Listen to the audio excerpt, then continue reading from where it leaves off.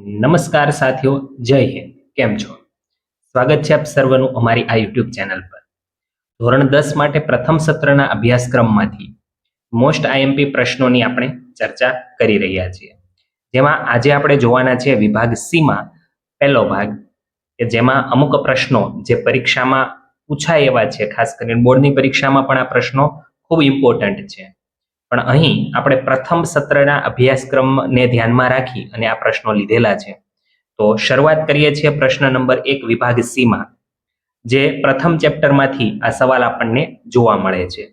સાબિત કરો કે વર્ગમૂળ 5 એ અસમય સંખ્યા છે.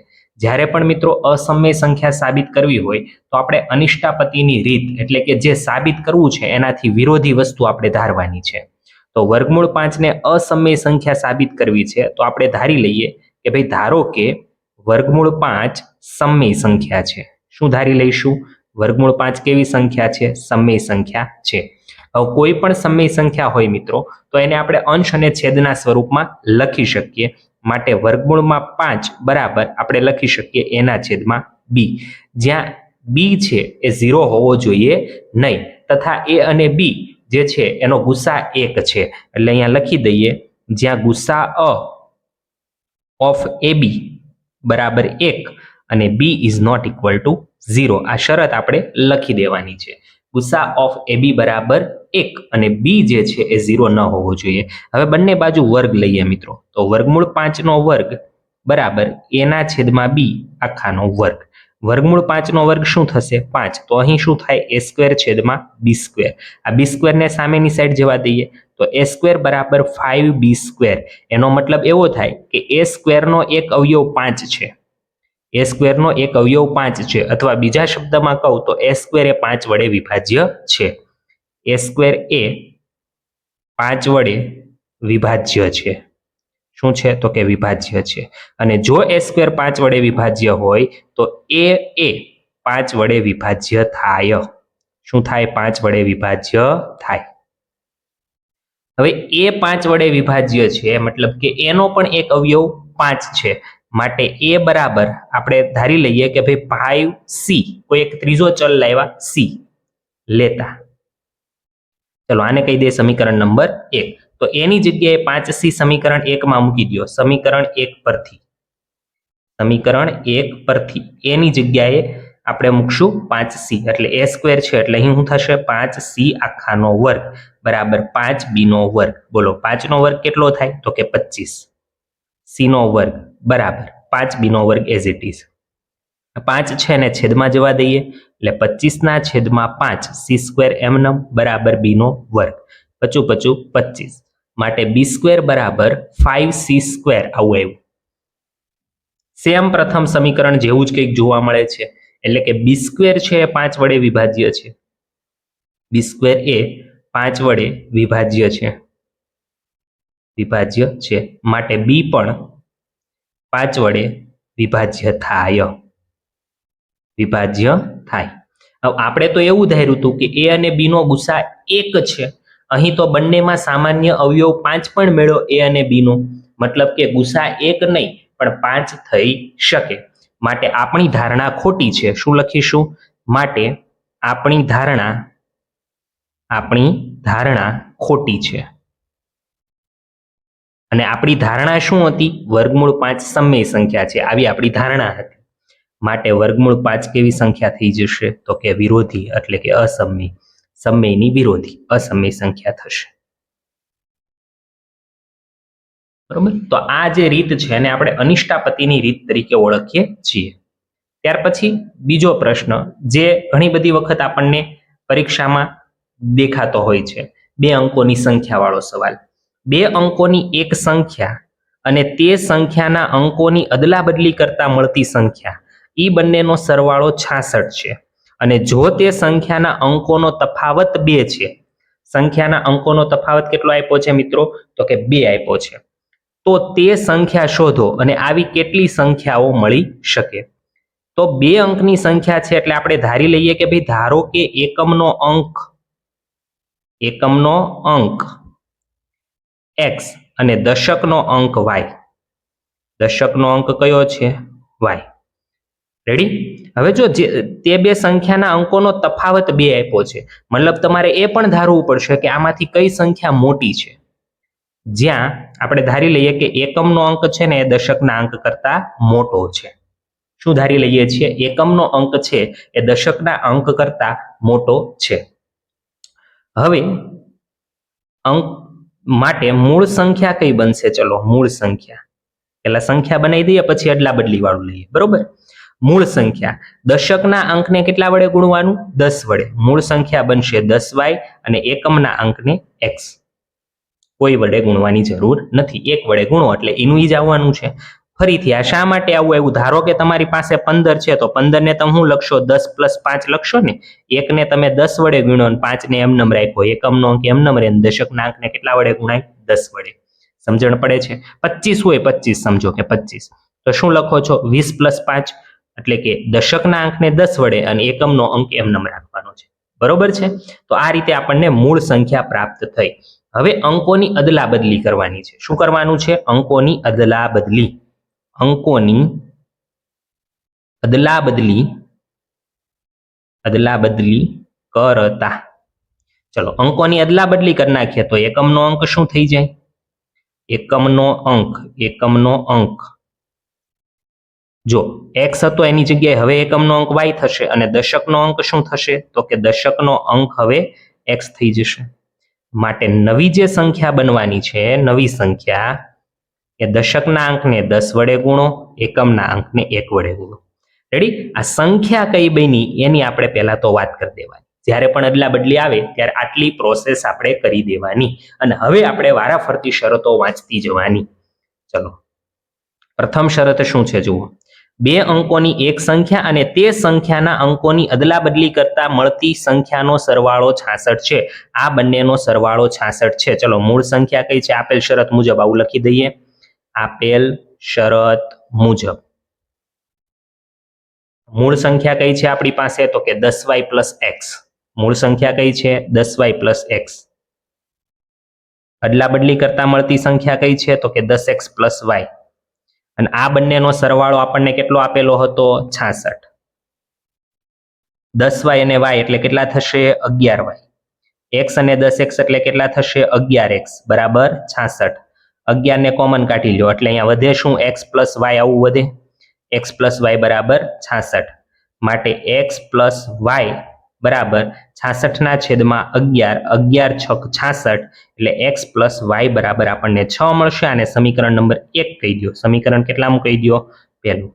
આ શરત જો અહીંયા નથી લખતા તો અહીંયા આપણે હવે બીજું સમીકરણ બનાવીએ ત્યાં લખવી પડે. બીજી શરત મુજબ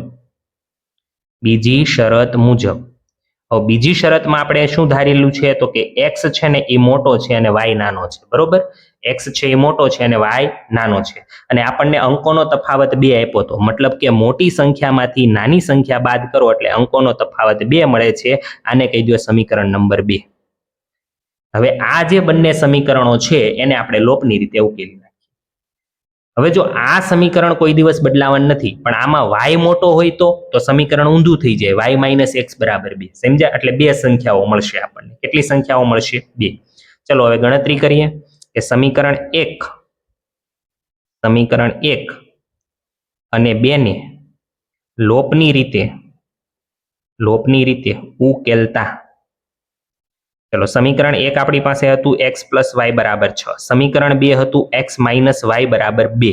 આ y automatic cancel. x + x એટલે 2x, 6 ને 2 8. માટે x બરાબર 8/2. 4 × 2 = 8. માટે x ની કિંમત કેટલી મળશે? તો કે 4. હવે x બરાબર જે 4 છે તે સમીકરણ 1 માં મૂકતા.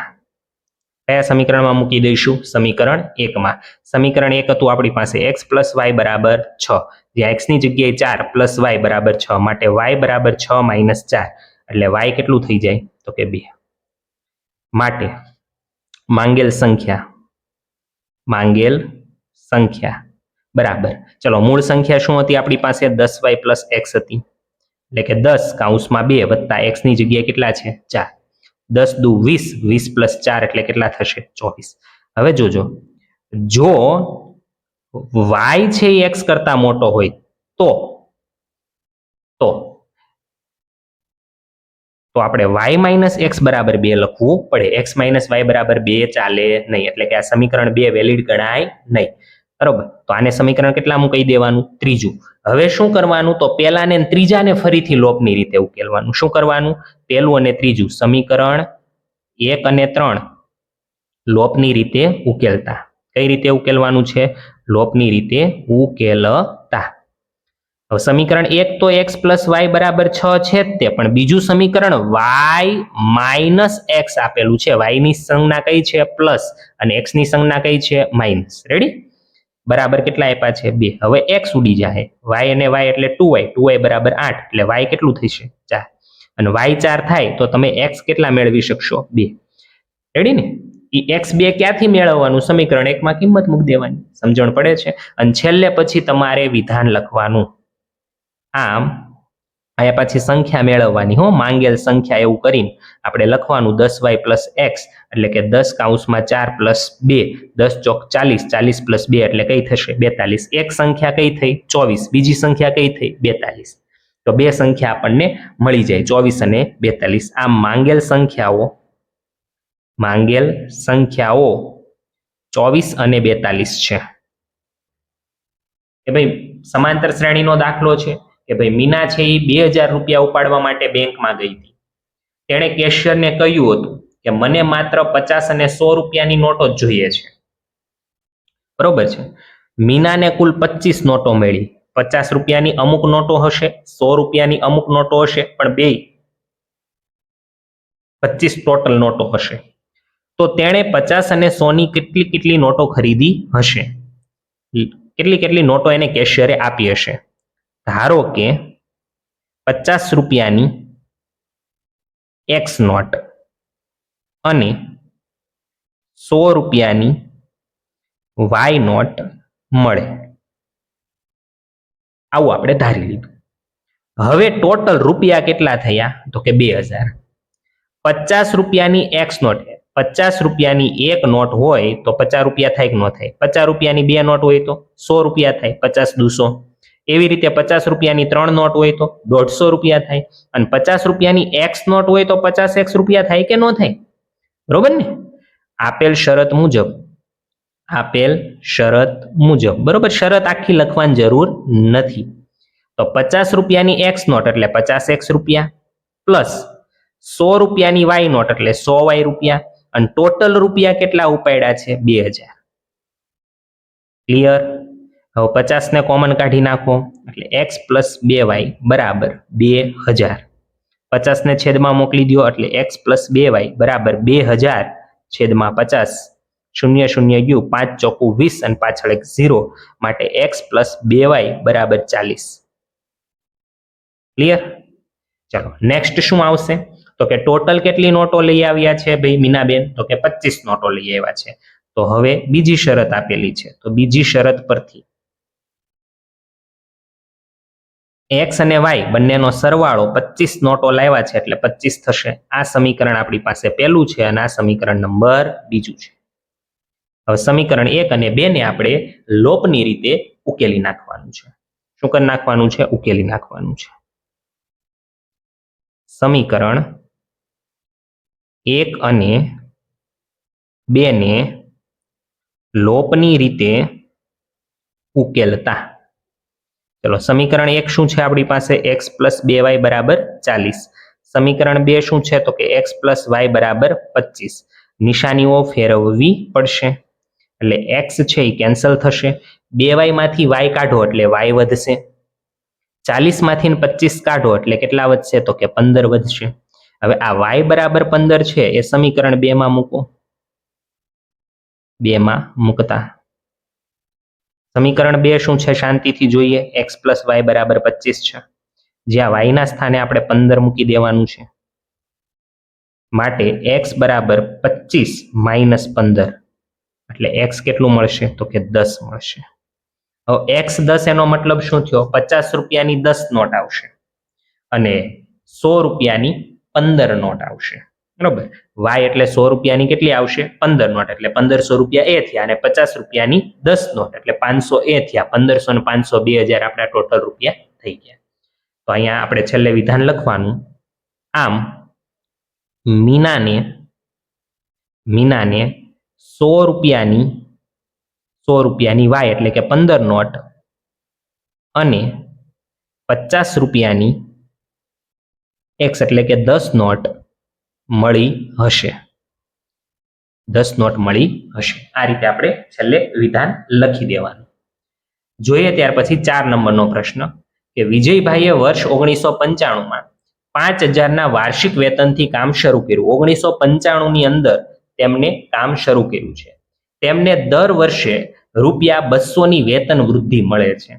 કેટલા વર્ષ પછી એમનું વેતન રૂપિયા 7000 થશે? હવે જુઓ કે ભાઈ અહીં વિજયભાઈનું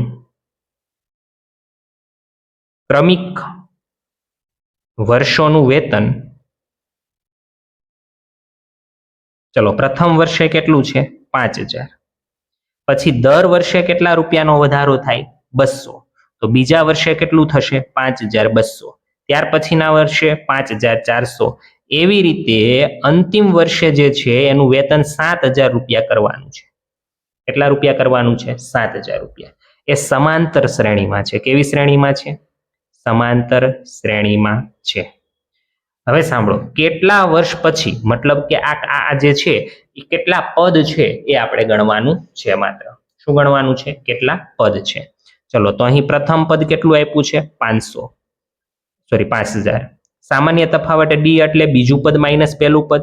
5200 માઇનસ 5000 એટલે 200 રૂપિયા થશે સામાન્ય તફાવત. બરોબર છે. અંતિમ પદ એ એન બરાબર કેટલું આપ્યું છે? તો કે 7000. હવે સૂત્ર મૂકી દઈએ. સૂત્ર કયું મૂકી દેવાનું છે? એ એન વાળું સૂત્ર મૂકી દેવાનું છે. એ એન બરાબર a plus n minus 1 D પરથી. એ એન તો આપી દીધું છે 7000. એ પ્રથમ પદ 5000 છે. એન ખ્યાલ નથી, પણ ડી ની કિંમત 200 છે. આ 5000 ને આ બાજુ જવા દો. 7000 માઇનસ 5000 બરાબર n માઇનસ 1 અને અહીં 200 એઝ ઇટ ઇઝ. તો 7000 માંથી 5000 જાય તો કેટલા વધશે? તો કે 2000. અને આ 200 રહ્યા એને છેદમાં મોકલી દો બરાબર n માઇનસ 1 થશે. આ 0 0 0 0 કેન્સલ અને 2 દાન 20 માટે n માઇનસ 1 બરાબર કેટલા થયા? તો કે 10. હવે n માઇનસ 1 બરાબર 10 થયા તો 1 ને આપણે સામેની સાઈડ જવા દઈએ માટે n બરાબર 10 પ્લસ 1 કેટલું થશે? તો કે 10 પ્લસ 1 અને 10 પ્લસ 1 કરી દો એટલે n બરાબર આપણને મળશે 11 વર્ષ. એનો મતલબ એવો થયો કે 11 વર્ષ પછી વિજયભાઈનું વેતન જે છે વાર્ષિક વેતન એ 7000 રૂપિયા થશે. 11 વર્ષ પછી વિજયભાઈનું વાર્ષિક વેતન 7000 રૂપિયા થશે. ચાલો તો આ રીતે આપણે આ દાખલો ગણી શકીએ. નાનો દાખલો હતો, ઈઝી હતો. બરોબર છે. તો 4 સુધીના દાખલાઓ આપણે કમ્પ્લીટ કર્યા. જોઈએ હવે પ્રશ્ન નંબર 5 કે સમાંતર શ્રેણી 10 7 4 ડેશ ડેશ ડેશ માઇનસ 65માં છેલ્લેથી પ્રથમ પદ તરફ 11મું પદ એટલે છેલ્લેથી 11મું પદ શોધવાનું છે. સમાંતર શ્રેણી કઈ આપી છે આપણને? 10 7 4 dash dash dash to minus 62. ચલો અહીં પ્રથમ પદ કેટલું છે? તો કે 10. અહીં સામાન્ય તફાવત ડી એટલે કે a2 માઇનસ a1 એટલે કે 7 માઇનસ 10 એટલે -3 થશે. અને અંતિમ પદ કેટલું છે? -62. હવે જ્યારે પણ છેલ્લેથી 11મું પદ કીધું છે ત્યારે મિત્રો શ્રેણીને ઉલટાવી નાખવાની. શું કરી નાખવાની છે? ઉલટાવી નાખવાની છે. શ્રેણીને ઉલટાવતા, હવે જો શ્રેણીને ઉલટાવતા તમે શ્રેણી નથી લખતા તો કોઈ વાંધો નથી, પણ જે an છે એ આપણા માટે હવે a બની જાય. એ હતું એ અંતિમ પદ બની જાય અને જે સામાન્ય તફાવત માઇનસ હતો એ પ્લસ થઈ જાય. પ્લસ હોય તો કેવો થઈ જાય? માઇનસ. અને આપણે હવે 11મું પદ શોધી નાખવાનું છે. કેટલામું પદ શોધી કાઢવાનું છે? તો કે 11મું. હવે શ્રેણીને ઉલટાવી નાખી છે એટલે છેલ્લેથી 11મું નહીં ગોતવાનું, પહેલેથી જ 11મું ગોતવાનું. અને જો તમને એવું થાય કે ભાઈ આ શ્રેણી લખવી છે તો કઈ રીતે લખી શકાય? તો કે -62 આવે અહીં લખવાનું, ઉલટાવતા પછી શ્રેણી લખી નાખવાની. -62માં 3 ઉમેરવાના હોય એટલે -59. એમાં 3 ઉમેરો -56. આ રીતે આપણી શ્રેણી છે એ 10 સુધી ચાલશે. બરોબર? આખી શ્રેણી ઉલટાઈ જાય. પહેલું પદ આ થઈ જાય, પછી હોય બીજું, ત્રીજું અને પહેલું હોય એ છેલ્લે વયું જાય. તો આ શ્રેણી આપણે ઉલટાઈ નાખી. હવે તો શ્રેણીને ઉલટાઈ નાખી એટલે છેલ્લે હતું એ પહેલા વહી આવ્યું ને, છેલ્લેથી બીજું હશે એ પહેલેથી બીજું થશે, છેલ્લેથી 11મું હશે એ હવે પહેલેથી 11મું થશે. તો પ્રથમથી 11મું પદ હવે શોધી કાઢો. an બરાબર a પ્લસ n-1d પરથી. ચાલો તો કિંમત મૂકીએ. હવે a આપણે 11મું શોધવું છે એટલે n ની જગ્યાએ 11 મૂકી દઈશું, a પ્લસ n ની જગ્યાએ 11 - 1 અને d માટે 11મું પદ એ કેટલું છે તો કે એ છે આપણી પાસે શ્રેણી ઉલટાવ્યા પછીનો એ -62. 11 માંથી 1 જાય તો 10 અને d ની કિંમત આપણી પાસે છે 3 માટે એ 11 બરાબર -62 પ્લસ 30. તો આ રીતે આપણને 11મું પદ -62 પ્લસ 30 કરો એટલે કેટલા થશે તો કે માઇનસ પ્લસ માઇનસ મોટા પદની નિશાની, 2 માંથી 0 જાય તો 2 અને 3 તો 11મું પદ -32 થશે. તો લખી દેવાનું આમ આપેલ સમાંતર શ્રેણીનું આપેલ સમાંતર શ્રેણીનું છેલ્લેથી 11મું પદ -32 થશે. તો આ રીતે આપણે છેલ્લેથી 11મું પદ શોધી શકીએ. બરોબર છે. જોઈએ પ્રશ્ન નંબર 6. a -2 2 અને b 2 8 ને જોડતા રેખાખંડનું 4 સમાન ભાગમાં વિભાજન કરતા બિંદુના યામ શોધો. જુઓ અહીંયા પહેલા આકૃતિ દોરી દઈએ. અહીં બિંદુ a છે -2 2 અને અહીં બિંદુ b છે 2 8. હવે 4 ભાગમાં વિભાજન કરવાનું હોય તો વચ્ચે કેટલા બિંદુ આવશે તો કે 1 2 1 2 3 અને 4 ભાગ પડી ગયા 4. અહીં નામ આપી દઈએ p, આનું નામ આપી દઈએ q અને આનું નામ આપી દઈએ r. આને કહી દઈએ આ x1 y1, આ x2 y2, p ના યામ x3 y3, q ના યામ x4 y4 અને r ના યામ છે અને આપણે કહી દઈએ x5 અને y5. રેડી. તો p q અને r છે એ 4 સમાન ભાગમાં વિભાજન કરતા બિંદુઓ છે. તો અહીંયા લખી દઈએ p x3 y3, q x4 y4, r x5 y5 એ ab નું 4 સમાન ભાગમાં વિભાજન કરતા બિંદુ છે. હવે તો કે 4 સમાન ભાગ વાળો દાખલો ત્રિભાગ બિંદુ કરતા સરળ છે. શા માટે સરળ છે તો જુઓ, q રહ્યું એ ab નું મધ્ય બિંદુ થઈ જાય, a થી b નું મધ્ય બિંદુ q થાય. તો સૌથી પહેલા q ના યામ શોધીએ. q એ ab નું મધ્ય બિંદુ છે માટે q ના યામ x4 y4 આપણે ધારેલું છે બરાબર. x યામનો સરવાળો ab નું મધ્ય બિંદુ છે તો એનો x યામ છે -2, b નો x યામ છે 2/2, y નો સરવાળો છેદમાં 2, 2 + 8/2.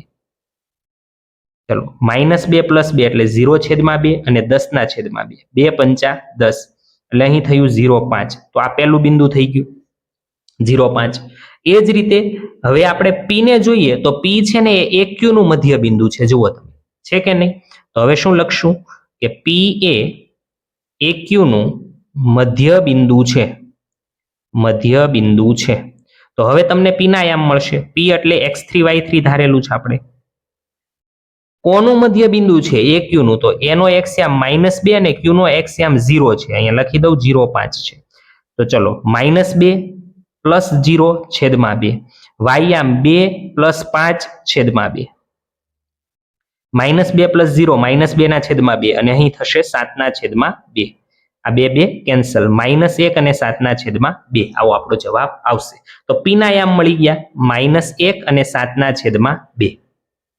હવે r ને ધ્યાનથી જુઓ તો r છે q અને b નું મધ્ય બિંદુ છે. r એ qb નું મધ્ય બિંદુ છે માટે r ના યામ શું ધારેલા છે x5 y5 બરાબર. ચલો r 0 + 2/2 અને 5 + 8/2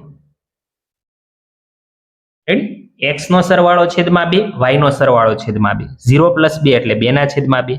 8 ને 5 13 ના છેદમાં 2. 2 2 કેન્સલ એટલે 1 અને 13 ના છેદમાં 2. બિંદુઓ 0 5 -1 7 ના છેદમાં 2 અને 1 13 ના છેદમાં 2 આવા આપણા 4 ભાગ બિંદુઓ થશે.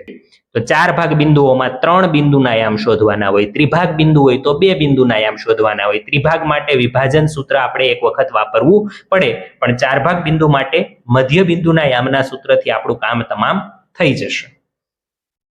ત્યાર પછી 7 નંબરનો જે પ્રશ્ન છે મિત્રો, એની આકૃતિ તમારે મગજમાં રાખવાની છે અથવા સાથે સાથે લખવાનું છે, જેથી તમને ખ્યાલ આવે. તમારી પાસે આ 3 બિંદુઓ છે એ સમદ્વિબાજુ ત્રિકોણના શિરોબિંદુ છે એવું ચેક કરવાનું છે. તો અહીં આપણે એક ત્રિકોણ દોરી દઈએ.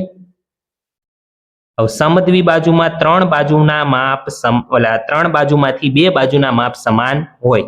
એના યામ છે 5 - 2, બીના યામ છે 6 4 અને સીના યામ છે 7 - 2.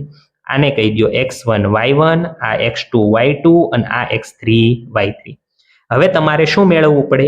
AB, AC અને BC આ ત્રણેયના માપ મેળવો. કોઈ પણ બે સરખા આવે તો સમદ્વિબાજુ ત્રિકોણના શિરોબિંદુ છે, અને જો સમાન ન આવે તો સમદ્વિબાજુ ત્રિકોણના શિરોબિંદુ નથી. બરોબર? ચાલો તો શરૂઆત કરીએ. પહેલા મેળવીએ AB. AB બરાબર વર્ગમૂળમાં x2 - x1² plus y2 - y1². ચલો કિંમતો મૂકીએ. હવે x2 ની જે કિંમત છે એટલે કે b નો x યામ જે 6 હતો, x1 ની કિંમત એટલે કે a નો x યામ જે આપણી પાસે 5 હતો, પ્લસ y2 એટલે 4 માઇનસ y1 એટલે -2 છે એટલે માઇનસ માઇનસ શું થઈ જાય? પ્લસ. બરાબર, તમે ત્રિકોણ જે છે એના ત્રણેય શિરોબિંદુ જે છે એ નોટમાં લખી રાખજો. બરોબર, બરાબર. વર્ગમૂળમાં 6 માંથી 5 જાય તો 1 નો વર્ગ, 4 ને 2 6 નો વર્ગ, 1 નો વર્ગ 1, 6 નો વર્ગ 36, 36 ને 1 37. વર્ગમૂળમાં 37 એકમ આપણને AB નું માપ મળી ગયું. કોનું માપ મળી ગયું? AB.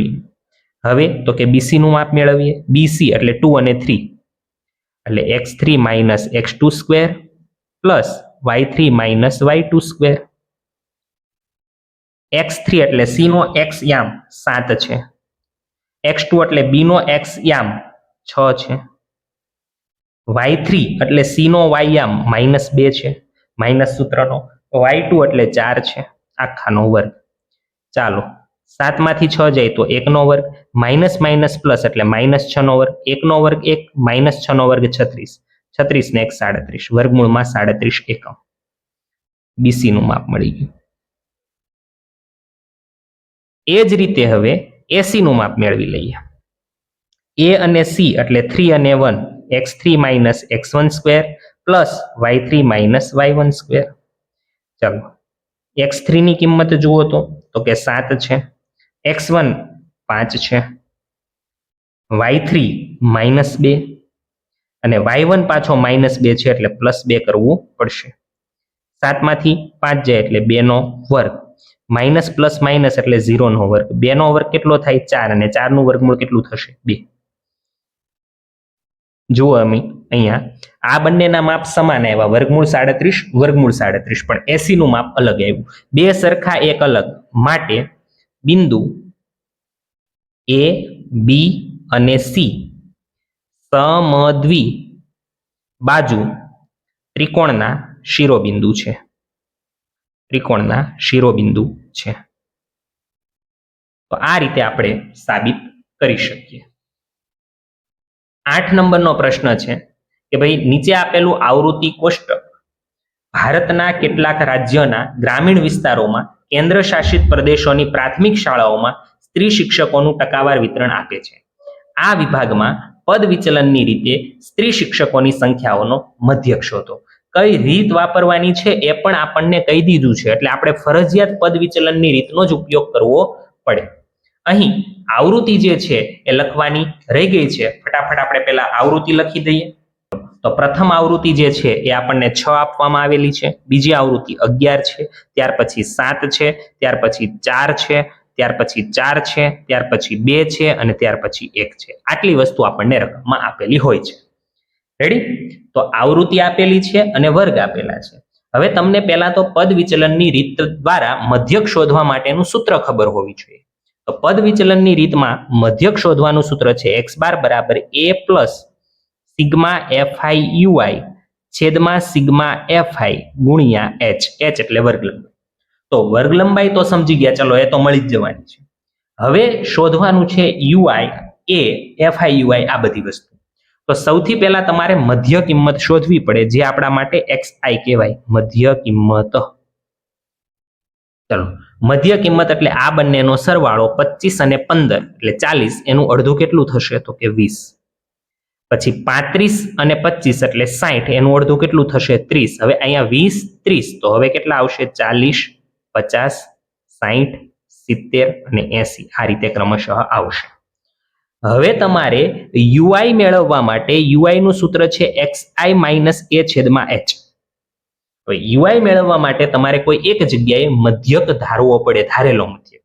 એ આપણે જનરલી એક્ઝેક્ટ વચ્ચે ધારતા હોઈએ છીએ, એટલે આને આપણે a ધારી લઈએ. શું ધારી લઈએ? a. આને આપણે a ધારી લઈએ. તો જ્યાં તમે a ધાર્યો છે ત્યાં ui 0 જ આવવાનો છે. આ સૂત્ર મુજબ ગણતરી કરશો એટલે ખ્યાલ આવશે. ઉપરની સાઈડ જે છે એ માઇનસમાં કિંમતો આવશે, -1 -2 અને -3, અને નીચેની સાઈડ 1 2 અને 3. હવે ui પછી શેની જરૂર છે તો કે સિગ્મા fi ui ની જરૂર છે. શેની જરૂર છે? સિગ્મા fi ui ની. fi અને ui, fi એટલે કે આ આવૃત્તિ છે તે, અને ui એટલે કે આ બંનેનો ગુણાકાર. 6 તેરી 18 પ્લસ માઇનસ માઇનસ, 11 દુ 22 પણ માઇનસ, 7 એકુ 7 માઇનસ, 4 ગુણ્યા 0 0, 4 એકુ 4, 2 દુ 4 અને 3 એકુ 3. ચલો આનો સરવાળો પેલા કરી દઈએ. 22 અને 18 40, 40 ને 7 એટલે 47 માઇનસ 47 થશે. બરોબર? 4 4 8, 4 4 8, 9 10 ને 11 થશે. માટે સિગ્મા fi ui બરાબર, ચલો માઇનસ પ્લસ માઇનસ પણ મોટા પદની નિશાની, 7 માંથી 1 જાય તો 6 અને 4 માંથી 1 જાય તો 5, -56 આવો જવાબ મળશે. એ સિગ્મા fi ui. હવે સિગ્મા fi ક્યાંથી લેવાનું તો કે સિગ્મા fi એટલે આનો સરવાળો કરી દઈએ. સિગ્મા fi 6 7 7 ને 7 14 15 16 17 18 19 20 21 22 23 24 ને 1 25, 25 નો પાંચડો વધી આવશે 2 2 ને 1 3, એટલે સિગ્મા fi આપણું થશે 35. કેટલું થશે? 35. તો આ રીતે આપણને બધી જ વસ્તુઓ મળી ગઈ છે. હવે કંઈ જ કરવાનું નથી, ખાલી સૂત્રની અંદર કિંમત મૂકો, એની જગ્યાએ 50 છે, પ્લસ સિગ્મા fi ui -56 છે, છેદમાં 35 છે, ગુણ્યા h. h એટલે વર્ગ લંબાઈ. અહીં ઉધ્વ સીમા બિંદુ અને અધ સીમા બિંદુની બાદબાકી, જે અહીં 10 છે. 5 સત્તા 35 અને 5 દુ 10, 5 5 કેન્સલ, 7 અઠ્ઠા 56, તો 7 7 પણ કેન્સલ, એટલે અહીં વધ્યું 50 પ્લસ માઇનસ માઇનસ 8 દુ 16, એટલે 50 માઇનસ 16 કરીએ એટલે આપણો જવાબ છે, અને એ જવાબ આપણો આવવાનો છે 34. કેટલો આવવાનો છે? 34. તો x12 ની જે કિંમત છે એ 34 આવ્યું. હવે 34 છે એ સ્ત્રી શિક્ષકોની સંખ્યા દર્શાવે, એટલે મધ્યક કેટલો થશે તો કે 34 સ્ત્રી શિક્ષકો થશે. કેટલો થશે? 34 સ્ત્રી શિક્ષકોની સંખ્યાનો મધ્યક. આમ સ્ત્રી શિક્ષકોની સંખ્યાનો મધ્યક 34 થશે. શું થશે? કે 34 થશે. રેડી? આ ટકાવાર પ્રમાણ છે, એટલે આ જે છે 34% એ આપણો સ્ત્રી શિક્ષકોની સંખ્યાનો મધ્યક થાય છે. તો આ રીતે આપણે 8 સુધીના પ્રશ્ન જોયા. હવે આપણે જોઈએ છીએ પ્રશ્ન નંબર 9, કે તકની એક રમતમાં ગોળ ફરતું એક તીર હોય છે, જેમાં 1 2 3 4 5 6 7 8 માંથી કોઈ એક સંખ્યા પાસે નિર્દેશ કરતું આ જે તીર છે એ અટકે છે. તો આ 3 જે ઘટનાઓ આપી છે એની સંભાવના આપણે શોધવાની છે. પહેલા તો આપણે કુલ પરિણામ લખી દઈએ. આ જે આપણો પ્રયોગ છે એના કુલ પરિણામ 8 થશે. હવે વારાફરતી ઘટનાઓ બનાવતા જઈએ અને એની સંભાવના શોધતા જઈએ. પહેલી ઘટના છે કે જે તીર છે એ 8 તરફ નિર્દેશ કરે. તીર 8 તરફ નિર્દેશ કરે. ચલો, તો સાનુકૂળ પરિણામ કેટલા થવાના છે? માટે સાનુકૂળ પરિણામ 8ના કેટલા વિભાગો છે? જુઓ, 8નો એક જ વિભાગ છે, આ એક જ વિભાગ 8નો છે, એટલે સાનુકૂળ પરિણામ 1 થશે. માટે P ઓફ A બરાબર સાનુકૂળ પરિણામ, હું એક વખત સૂત્ર લખું છું, પછી સૂત્ર જે છે એ તમારે દરેક જગ્યાએ લખવાનું હોય છે, બરોબર છે. કુલ પરિણામ, સાનુકૂળ પરિણામ છેદમાં કુલ પરિણામ, સાનુકૂળ પરિણામ 1 છે અને કુલ પરિણામ 8 છે. તો P ઓફ A પ્રથમ ઘટનાની સંભાવના આપણને મળી ગઈ છે. ત્યાર પછી ઘટના બી બનાવીએ મિત્રો. તીર અયુગ્મ સંખ્યા તરફ નિર્દેશ કરે. તીર અયુગ્મ સંખ્યા તરફ નિર્દેશ કરે. હવે અયુગ્મ સંખ્યા એટલે શું? પહેલા તો એ ખબર હોવી જોઈએ. સાનુકૂળ પરિણામ, ચલો, અયુગ્મ એટલે એકી સંખ્યા, 1, 3, 5, 7 એટલે 4 સાનુકૂળ પરિણામ છે. P ઓફ બી બરાબર સૂત્ર તમારે લખી દેવાનું, સાનુકૂળ પરિણામ છેદમાં કુલ પરિણામ. સાનુકૂળ પરિણામ 4 છે, કુલ પરિણામ 8 છે, 4 દુ 8, માટે P ઓફ બી બરાબર 1/2. ત્યાર પછી સી ઘટના બનાવીએ. 2 કરતા મોટી સંખ્યા તરફ નિર્દેશ કરે. તીર 2 કરતા મોટી સંખ્યા તરફ નિર્દેશ કરે. 2 કરતા મોટીમાં 2 ચાલે નહીં, માટે સાનુકૂળ પરિણામ, ચલો, 2 કરતા મોટી 3, 4, 5, 6, 7 અને 8 એટલે 6 પરિણામ સાનુકૂળ પરિણામ થશે. માટે P ઓફ સી બરાબર 6/8. 3 દુ 6 અને 4 દુ 8, 2 2 કેન્સલ એટલે 3/4 એ આપણો P ઓફ સી નો જવાબ મળવાનો છે. આ રીતે આપણે સંભાવનાનો દાખલો જે છે એ ગણી શકીએ.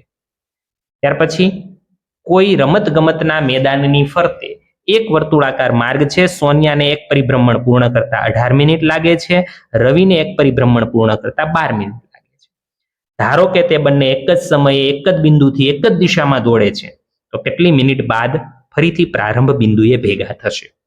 જ્યારે પણ સમયની વાત હોય ત્યારે આપણે સામાન્ય રીતે લસા શોધવાનો થાય. સમજો, અહીં ધારો કે આ બિંદુથી શરૂ કર્યું. હવે સોનિયા છે, એને એક ચક્ર પૂર્ણ કરતા 18 મિનિટ લાગે, તો 18 મિનિટે અહીંયા આવશે, પછી 36 મિનિટ, પછી 54 મિનિટ, એ રીતે દર 18 મિનિટે એ ફરીથી આ બિંદુએ પહોંચશે. જ્યારે રવિ 12, 12 પછી 24, 24 પછી 36, સોનિયા 18 મિનિટે, 36 મિનિટે, 54 મિનિટે આ બિંદુએ આવશે. રવિ 12 મિનિટે, 24 મિનિટે, 36 મિનિટે એ બિંદુએ આવશે, તો પહેલી વખત બે 36 મિનિટે મળશે. એટલે ઇન શોર્ટ કે આપણે અહીં લસા શોધવાનો છે. અહીં 18 મિનિટ અને 12 મિનિટનો લસા શોધીશું. બરોબર, બસ આટલું ખાલી જોવાનું છે. હવે એ લસા શોધવા માટે આપણી પાસે લસા તો બે રીતે શોધી શકાય. એક સાથે બંને સંખ્યા લખી લ્યો તોય ચાલે, અને બેયના અલગ અલગ અવયવ પાડીને શોધશો લસા તો પણ ચાલશે. 2 9 18, 3 તેરી 9 અને 3 એકુ 3, 2 6 12, 2 તેરી 6 અને 3 એકુ 3, માટે 18 ના અવયવ શું આવ્યા? 2 ગુણ્યા 3 ની 2 ઘાત, અને 12 ના અવયવ શું આવ્યા? 2 નો વર્ગ ગુણ્યા 3, માટે લસા બધા અવયવ લેવાના. 2 અને 3 બે જ અવયવો છે, અને મોટી ઘાત 2 ની મોટી ઘાત 2 અને 3 ની મોટી ઘાત 2, 2 નો વર્ગ 4, 3 નો વર્ગ 9, 9 ચોકુ 36. તો કે 36 મિનિટ પછી સોનિયા અને રવિ ફરીથી પ્રારંભ બિંદુએ ભેગા થશે. આમ 36 મિનિટ બાદ રવિ અને સોનિયા પ્રારંભ બિંદુ પર ભેગા થશે. બરોબર છે? તો આ રીતે આપણે ગણતરી કરી શકીએ. ત્યાર પછીનો પ્રશ્ન જોઈએ, પ્રશ્ન નંબર 11, કે ભાઈ આફતાબ તેની દીકરીને કહે છે કે 7 વર્ષ પહેલા, જો અહીં આ ખાસ ધ્યાનમાં લખવાનું, 7 વર્ષ પહેલા મારી ઉંમર એ વખતની તારી ઉંમર કરતા 7 ગણી હતી. પેલા 7 વર્ષ પહેલાની વાત છે. હવે પછીના 3 વર્ષ પછી, 3 વર્ષ પછીની વાત છે, મારી ઉંમર તારી ઉંમર કરતા 3 ગણી હશે. આ પરિસ્થિતિને આદેશની રીત, જો રીત કહી દીધી એટલે ફરજિયાત તમારે એ જ રીતથી ઉકેલવું પડે.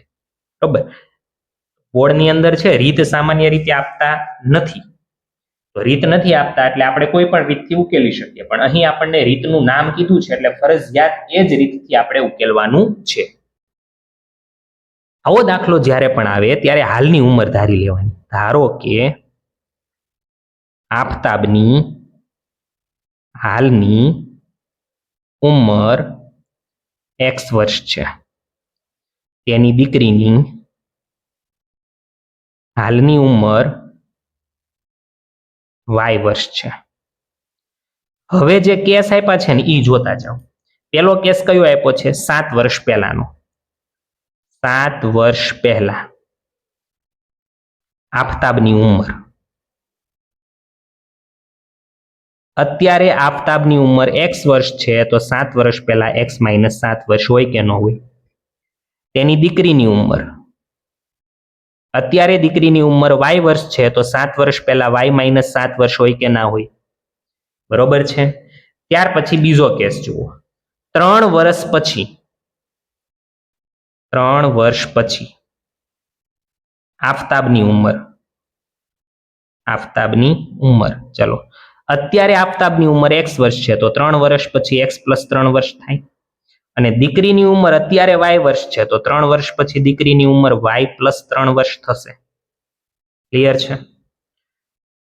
હવે જે શરતો આપી છે એના ઉપરથી આપણે સમીકરણ બનાવશું. 7 વર્ષ પહેલા મારી ઉંમર તારી ઉંમર કરતા 7 ગણી હતી. આફતાબની ઉંમર દીકરી કરતા 7 ગણી હતી.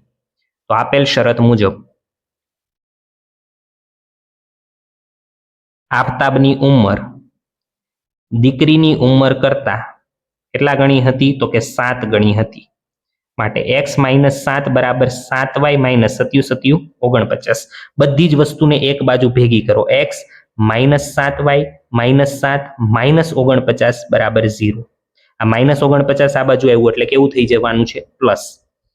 x - 7y 49 માંથી 7 જાય એટલે 42 વધે બરાબર 0. આને કહી દો સમીકરણ નંબર 1. બરોબર છે. ચાલો 3 વર્ષ પછીનો કેસ લઈ લો. બીજી શરત મુજબ. ચલો, બીજી શરત મુજબ કે 3 વર્ષ પછી મારી ઉંમર તારી ઉંમર કરતા 3 ગણી હશે. આફતાબની ઉંમર 3 વર્ષ પછી કેટલી છે? તો કે x + 3. એ દીકરીની ઉંમર કરતા કેટલા ગણી હશે? તો કે 3 ગણી હશે. માટે x + 3 બરાબર 3y + 3 તેરી 9. બધી વસ્તુને એક બાજુ ભેગી કરો. -3y + 3 હતું અને આ 9 આ બાજુ આવ્યું એટલે -9. -9 + 3 એટલે -6. સમીકરણ નંબર 2. હવે આ બંને સમીકરણને મિત્રો આદેશની રીતથી ઉકેલો. સમીકરણ 1 પરથી ચલો x ને કરતા બનાવી લો સમીકરણ 1 માંથી. સમીકરણ 1 માંથી તમે x ને કરતા બનાવશો એટલે x બરાબર તમને મળવાનું છે 7y સામે જાય તો +7y અને 42 સામે જાય તો -42. આને કહી દો સમીકરણ નંબર 3. હવે 3 ની કિંમત ક્યાં મૂકી દેવાની? 2 માં. 3 સમીકરણ 3 અને 2 પરથી. ચલો, સમીકરણ 2 માં જ્યાં જ્યાં x દેખાય ત્યાં તમારે આ સમીકરણની કિંમત મૂકી દેવાની છે. તો x ની જગ્યાએ આપણે મૂકી દઈએ 7y - 42 -3y -6 બરાબર 0. 7y માંથી 3y જાય એટલે 4y વધશે. માઇનસ માઇનસ પ્લસ 42 ને 6 કેટલા થશે? તો કે 48. મોટા પદની નિશાની. માટે 4y બરાબર કેટલા થયા? 48. માટે y બરાબર 48 ના છેદમાં 4. 12 ચોકું 48. માટે y બરાબર 12 વર્ષ આવ્યું. હવે આ જે 12 વર્ષ આવ્યું એ સમીકરણ 3 માં મૂકી દો. y બરાબર 12 સમીકરણ 3 માં મૂકતા. માટે x બરાબર 7, y ની જગ્યાએ 12 -42. 12 સત્તા 84. 84 માંથી 42 કાઢો એટલે 42 વર્ષ આવશે. છેલ્લે વિધાન લખજો ભાઈ. x એટલે આપણે આફતાબને x વર્ષ ધાર્યું છે અને દીકરીની ઉંમરને y વર્ષ ધાર્યું છે, તો લખી દેવાનું આમ. આફતાબની હાલની ઉંમર 42 વર્ષ અને તેની દીકરીની હાલની ઉંમર 12 વર્ષ હશે. રેડી? તો આ રીતે તમારે છેલ્લે વિધાન લખી દેવાનું છે. ત્યાર પછી 12 નંબર સુસંગત છે. ઈઝી પ્રશ્ન જે છે એ આપણે કહી શકીએ. તો આમાં એક પછી એક આપણે લેતા જઈએ. પહેલું x + 3y બરાબર 12 આપ્યું છે. આ 12 ને આ બાજુ જવા દઈએ. માટે x પ્લસ 3y માઇનસ 12 બરાબર 0, બરોબર ને a1x plus b1y plus c1 બરાબર 0 સાથે સરખાવતા આપણને a1, b1 અને c1 ની કિંમત મળશે. a1 બરાબર 1, b1 બરાબર 3 અને c1 બરાબર -12. તમે લિસ્ટ સ્વરૂપે લખી શકો. ક્લિયર થાય છે? ચાલો, એનું ને એનું બીજું સમીકરણ શું આપ્યું છે? કે એનું ને એનું બીજું સમીકરણ છે 2x માઇનસ 3y બરાબર 12. જો રીત સમજી લેશો તો દાખલો આરામથી થઈ જશે. આ 12 ને આ બાજુ આવવા દો એટલે -12 ને a2x plus b2y plus c2 બરાબર 0 સાથે સરખાવતા માટે ચલો a2 ની કિંમત કેટલી થશે? 2. b2 ની કિંમત કેટલી થશે? -3 અને c2 ની કિંમત કેટલી થશે? -12. હવે તમારે શું કરવાનું છે? ગુણોત્તરો મેળવવાના છે. માટે a1 છેદમાં a2, a1 છે 1 છેદમાં 2, b1 છેદમાં b2, b1 છે 3 અને b2 છે -3. 3 3 ઉડ્યું એટલે -1 આવ્યું. જો પહેલા બે જ અલગ આવી ગયા, મતલબ કેવી રેખા મળે? છેદતી. છેદતી હોય તો સુસંગત છે. તો લખી દેવાનું a1 છેદમાં a2 is not equal two b1 છેદમાં b2 હોવાથી સમીકરણો સુસંગત છે. સુસંગત છે. હવે આવી જ રીતે તમે બીજો અને ત્રીજો પ્રશ્ન કરી શકો છો. બીજો પ્રશ્ન શું છે? તો કે 2x માઇનસ વાય અને 6 ને આ બાજુ આવવા દો એટલે -6 બરાબર 0 ને a1x plus b1y plus c1 બરાબર 0 સાથે સરખાવતા a1 બરાબર 2, b1 બરાબર -1 અને c1 બરાબર -6. રેડી? અત્યારે હું થોડું ટૂંકમાં લખું છું. પેલું આ જે ગણતરી કરી એ આપણી પ્રોપર આખી ગણતરી હતી. હવે બીજું સમીકરણ શું છે આપણી પાસે? તો કે બીજું સમીકરણ છે x માઇનસ 0.5y અને 5 ને આ બાજુ આવવા દઈએ એટલે -5 બરાબર 0 ને a2x plus b2y plus c2 બરાબર 0 સાથે સરખાવતા a2 બરાબર 1, b2 બરાબર -0.5 અને c2 બરાબર -5. ચાલો હવે શું કરવાનું? તો કે a1 છેદમાં a2 મેળવવાનું. a1 છે 2 અને a2 છે 1, 2 ના છેદમાં 1 એટલે 2. b1 છેદમાં b2 મેળવવાનું. b1 છે -1 અને b2 છે -0.5 એટલે 5 ના છેદમાં 10 કહેવાય ને, 10 ને ક્યાં જવા દો? ઉપર. માઇનસ માઇનસ ઉડી ગયું, 5 દુ 10. a1 છેદમાં a2 અને b1 છેદમાં b2 બે સમાન આવી ગયા. જો ફરી વખત આ સમજી લ્યો. b1 કેટલું છે? -1. b2 કેટલું છે? -0.5 એટલે કે જો આમાંથી પોઈન્ટ કાઢવો હોય તો 5 ના છેદમાં 10 લખાય. છેદનો છેદ ક્યાં આવી ગયો? ઉપર. 5 દુ 10. હવે c1 છેદમાં c2 -6 ના છેદમાં -5, માઇનસ માઇનસ ગયું, બીજું કઈ ઉડે એમ છે નહીં. પેલા બે સરખા પણ ત્રીજું અલગ એટલે સમાંતર રેખા મળે. સમાંતર રેખા મળે એટલે એ સુસંગત નથી મિત્રો. તો અહીં લખી દઉં છું કે ભાઈ a1 છેદમાં a2 બરાબર b1 છેદમાં b2 is not equal two c1 છેદમાં c2 હોવાથી સમીકરણો સુસંગત નથી. રેડી? તો આવી જ રીતે આ જે ત્રીજું જે છે, આ ત્રીજું એ તમારે જાતે કરવાનું છે. a1 ની કિંમત 0.5, b1 ની 0.25 અને c1 ની -3. a1 a2 2, b2 1 અને c2 -12. અને આ પોઈન્ટ કાઢવા માટે તમે છેદમાં 100.25 છે એટલે 25 ના છેદમાં 100 અને અહીં 5 ના છેદમાં 10 આવું લખી શકો. શોર્ટમાં તમને ખાલી સમજાવી દઉં છું. જુઓ ત્રીજા પ્રશ્ન માટે અહીં આપણે સમજી લઈએ. ત્રીજા પ્રશ્ન માટે a1 છેદમાં a2. હવે a1 ની કિંમત કેટલી થવાની છે? 0.5 એટલે 5 ના છેદમાં 10 અને a2 ની કિંમત કેટલી થવાની છે? 2. 5 દુ 10 એટલે 1 ના છેદમાં 4 આવ્યું. b1 છેદમાં b2. b1 ની કિંમત કેટલી થવાની છે? 25 ના છેદમાં 100 અને b2 ની કિંમત કેટલી થવાની છે? તો કે 1. 25 ચોકું 100 તો આ 1 ના છેદમાં 4 આવ્યું. બરાબર? હવે c1 છેદમાં c2.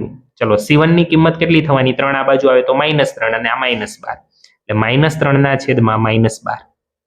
Minus minus cancel, 3 ચોકું 12. ત્રણેય સરખા એવા તો લખવાનું a1 છેદમાં a2 બરાબર b1 છેદમાં b2 બરાબર c1 છેદમાં c2 હોવાથી સમીકરણો સુસંગત છે. કેમ કે આ રેખા કેવી રેખા મળે? તો કે સંપાતી રેખા મળે એટલે સુસંગત છે. તો આ રીતે મિત્રો આપણે ગણતરીઓ કરી શકીએ. વિભાગ સી ના 12 પ્રશ્નો જોયા છે. નેક્સ્ટ સેશનમાં આપણે અન્ય પ્રશ્નો જોઈશું. જય હિન્દ, જય ભારત, જય જય ગરવી ગુજરાત.